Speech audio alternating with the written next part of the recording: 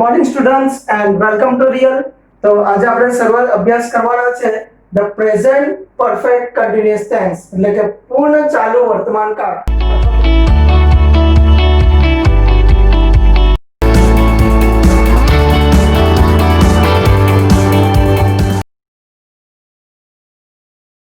વર્તમાન કાળ અથવા તો ચાલુ પૂર્ણ વર્તમાન કાળ, the present perfect continuous tense. અહીંયા ઘણાને પ્રેઝન્ટ પરફેક્ટ કન્ટિન્યુઅસ ટેન્સ અને પ્રેઝન્ટ પરફેક્ટ ટેન્સ એ બેમાં કન્ફ્યુઝન થાય છે. જો પ્રેઝન્ટ પરફેક્ટ ટેન્સ આપણે આગળ ભણી ગયા છે. પ્રેઝન્ટ પરફેક્ટ ટેન્સ એટલે એનું ફોર્મ્યુલા હતું હેવ હેઝ વત્તા V3 ક્રિયાપદનું ત્રીજું રૂપ. તો એ શું બતાવે? પ્રેઝન્ટ પરફેક્ટ ટેન્સ એટલે ક્રિયા પૂર્ણ થઈ ગઈ છે એવું બતાવે છે, અથવા તો પૂર્ણ થયેલી ક્રિયાની અસર હજી વર્તાય છે તે દર્શાવે છે. એટલે કે ક્રિયા ઓલરેડી ફિનિશ થઈ ગઈ છે. તે પ્રેઝન્ટ પરફેક્ટ ટેન્સમાં પૂર્ણ વર્તમાન કાળમાં. જ્યારે પૂર્ણ ચાલુ વર્તમાન કાળ એટલે કે પ્રેઝન્ટ પરફેક્ટ કન્ટિન્યુઅસ ટેન્સમાં શું થશે કે ક્રિયા હજી ચાલુ છે. આપણે બોલતી વખતે ક્રિયા ચાલુ છે, ભૂતકાળમાં શરૂ થઈ છે, હમણાં બોલતી વખતે ચાલુ છે અને હજુ પણ ચાલુ રહેવાની શક્યતા છે, એવો અર્થ પૂર્ણ ચાલુ વર્તમાન કાળનો થાય છે. એટલે જો ઉપયોગ જો સૌથી પહેલા કે ભૂતકાળમાં શરૂ થયેલી ક્રિયા હજી ચાલુ છે, હમણાં બોલતી વખતે ચાલુ છે અને ભવિષ્યમાં પણ ચાલુ રહેશે એવું દર્શાવવું હોય ત્યારે પ્રેઝન્ટ પરફેક્ટ કન્ટિન્યુઅસ ટેન્સનો આપણે ઉપયોગ કરીશું. એમાં સૂચક શબ્દો તરીકે સિન્સ ફોર આ બહુ જ અગત્યના છે. આના વિશે આપણે વિગતવાર જોઈએ છીએ હવે. અને એમાં જે પ્રશ્નાર્થક જે છે તે હાઉ લોંગ અને સિન્સ વેન લાગશે. બરાબર છે. હવે આપણે એની વાક્ય રચના જોઈએ તે પહેલા એક બે ઉદાહરણ જોઈ લે એટલે બરાબર ખ્યાલ આવી જાય તમને. દાખલા તરીકે પૂર્ણ ચાલુ વર્તમાન કાળ એટલે ભૂતકાળની ક્રિયા હમણાં બોલતી વખતે ચાલુ છે અને ચાલુ રહેશે તેવું ઉદાહરણ લઈએ કે કોઈ મિસ્ટર શર્મા અમારી શાળામાં 10 વર્ષથી ભણાવી રહ્યા છે, હજુ પણ ભણાવે છે અને હજુ ભણાવશે રિટાયર થશે ત્યાં સુધી. બરાબર છે. તો આ વાક્ય મારે કેવું છે કે મિસ્ટર શર્મા અમારી શાળામાં 10 વર્ષથી ભણાવી રહ્યા છે, હજુ ભણાવે છે. બરાબર છે. તો આ વાક્ય છે, જુઓ કે mister Sharma has been teaching us English for 10 years. બરાબર છે. Mr. Sharma has been teaching us English for 10 years. એટલે કે 10 વર્ષથી ભણાવે છે, હજુ હમણાં પણ ભણાવે છે અને ભવિષ્યમાં પણ ભણાવશે, રિટાયર થશે ત્યાં સુધી. બરાબર છે. તો Mr. Sharma has been teaching us English for 10 years. તો એનું ફોર્મ્યુલા શું થયું? have been કે has been વત્તા ક્રિયાપદને ing વાળું રૂપ, મુખ્ય ક્રિયાપદનું ing વાળું રૂપ એટલે કે પ્રેઝન્ટ પાર્ટિસિપલ નું રૂપ. બરાબર છે. ક્રિયાપદના ing પ્રત્યય લગાડવાથી વર્તમાન કૃદંત અથવા પ્રેઝન્ટ પાર્ટિસિપલ બને છે. બીજું એક ઉદાહરણ જોઈએ. It has been raining since morning. It has been raining since morning કે સવારનો વરસાદ પડી રહ્યો છે. એટલે કે આપણે અત્યારે બોલતા છે એ સમય પર વરસાદ ચાલુ છે અને ચાલુ રહેવાની શક્યતા છે અને સવારની શરૂઆત થઈ ગઈ છે. તો it has been raining since morning વરસાદ પડી રહ્યો છે અને હજુ પણ પડશે. તો it has been raining. તો have been વત્તા have been કે has been વત્તા ક્રિયાપદને ing. ખ્યાલ આવી ગયો? have કે has ક્યાં વાપરવાનો તે આપણને ખબર જ છે. they have been waiting, આ waiting છે, they have been waiting for you for 2 hours. they have been waiting for 2 hours એટલે કે 2 કલાકના એ લોકો રાહ જોઈ રહ્યા છે. બરાબર છે. for 2 hours they have been waiting for you. તો have been has been વત્તા ing એટલે કે એ લોકો 2 કલાક પહેલાથી રાહ જોવાનું શરૂ કર્યું છે. હમણાં બોલતી વખતે પણ એ લોકો રાહ જોઈ રહ્યા છે અને હજુ પણ રાહ જોશે જો નહીં આવશે તો. બરાબર છે. તો they have been waiting for you for 2 hours 2 કલાકના એ લોકો રાહ જોઈ રહ્યા છે અને હજુ પણ જોઈ રહ્યા છે. they have been waiting. have been અને has been વત્તા ક્રિયાપદને ing પ્રત્યય એટલે કે વર્તમાન કૃદંતનું રૂપ. તો ખ્યાલ આવી ગયો ને બરાબર? હવે આપણે એની વાક્ય રચના જોઈએ. વાક્ય રચના તો બરાબર સમજ પડી ગઈ છે. have been has been વત્તા ing વાળું રૂપ. તો એમાં થશે, આમાં આપણે since અને for ની વાત કરી લઈએ. તો since અને for, તો since ક્યારે આવશે? since તો અહીંયા જુઓ indicates point of the time. બરાબર છે. since એ સમયની શરૂઆત બતાવે છે. એટલે કે જ્યારે ક્રિયા શરૂ થઈ હોય તેવો સમય હોય તો since આવશે. since morning, since evening, since January, since 2001. જ્યારે for indicates duration of the time. બરાબર છે. એટલે for એ સમયનો ગાળો બતાવે છે એટલે કે સમયનો સ્પાન, સમયગાળો, સમયનો જથ્થો બતાવે. for 10 years, for 10 minutes, for 12 months, for 15 minutes, for 10 days, for a long time. બરાબર છે? એટલે જો અહીંયા for 2 hours 2 કલાકથી છે. since morning એટલે સવારથી સમયની શરૂઆત બતાવે ત્યારે since આવે. since morning, since evening, since January એ રીતે આવશે. બરાબર છે? અને સમયનો ગાળો જ્યારે બતાવવાનો હોય, સમયનો જથ્થો જ્યારે બતાવવાનો હોય ત્યારે for. તો since અને for માં બરાબર સમજ પડી ગઈ. હવે જરાક બી કન્ફ્યુઝ નહીં થતા. અહીંયા જોઈ લેજો. બરાબર છે? કે ડ્યુરેશન ઓફ ધ ટાઈમ હોય for 10 years, for 12 months, for 15 minutes આ રીતે for a long time. ને since ક્યારે આવે? સમયની શરૂઆત હોય ત્યારે. એટલે since morning, since evening, since January એટલે શરૂ ક્યાંથી થઈ તે સમય હોય ત્યારે since આવે છે. હવે અહીં વાક્ય રચના જોઈ લઈએ આપણે. તો કરતા વત્તા have been અથવા has been, have been અથવા has been વત્તા ક્રિયાપદને ing પ્રત્યય વત્તા કર્મ વત્તા બાકીનું વાક્ય. બરાબર છે? હવે આપણે જવા દઈએ. ચાલો હવે નકાર ફોર્મ્યુલા. તો નકાર આપણને ખબર જ છે. કરતા એટલે have has વત્તા not. બરાબર છે? કરતા વત્તા have not કે has not વત્તા been વત્તા ફરી પાછું ક્રિયાપદને ing પ્રત્યય વત્તા કર્મ વત્તા બાકીનું વાક્ય. અને પ્રશ્નાર્થક બનાવવાનું છે. તો પ્રશ્નાર્થકમાં શું આવશે?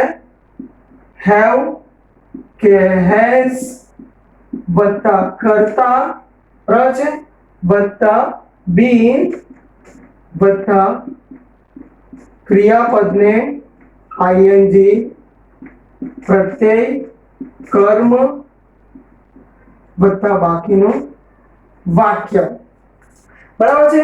એટલે યાદ રાખજો કે અહીંયા નકાર અને પ્રશ્ન જો કરતા have been, has been વત્તા ing અને કર્મ. અને જ્યારે નકાર બનાવીએ ત્યારે have has ની વચ્ચે not આવશે અને પછી been આવશે.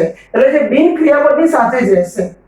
એક વાત ખાસ યાદ રાખજો, આ be, been અને being હંમેશા ક્રિયાપદની જોડે જ રહે છે. બરાબર છે? તો been ક્રિયાપદની સાથે રહેશે. એટલે have not, has not પછી been અને ing પ્રત્યય. અને પ્રશ્નાર્થક બનાવીએ ત્યારે પણ ખાલી have કે has આગળ જાય કરતા પાછળ આવે. been ક્રિયાપદની જોડે જ રહેશે. તો has he been playing એમ આ રીતે. તો have has વત્તા કરતા વત્તા been વત્તા ક્રિયાપદના ing પ્રત્યય વત્તા કર્મ વત્તા બાકીનું વાક્ય.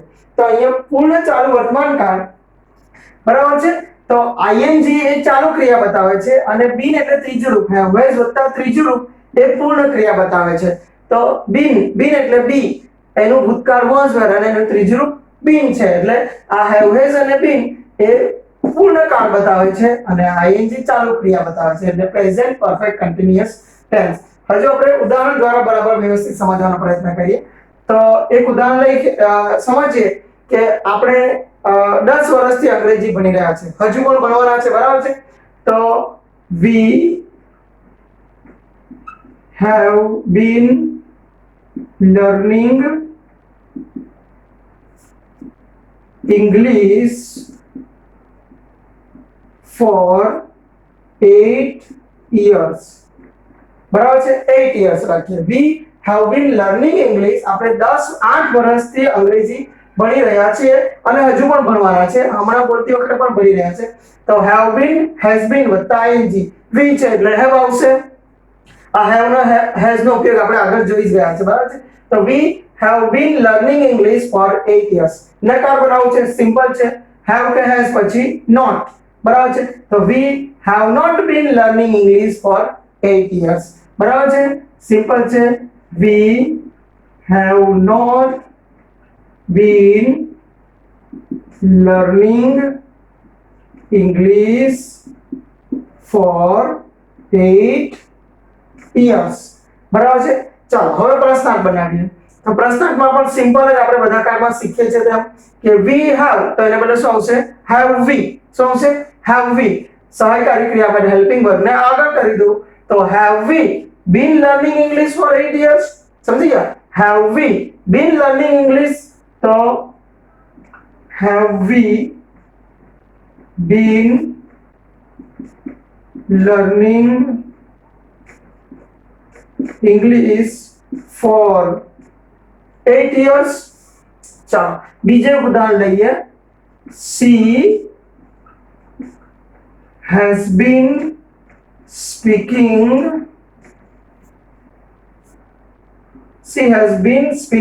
on the stage. She has been speaking on the stage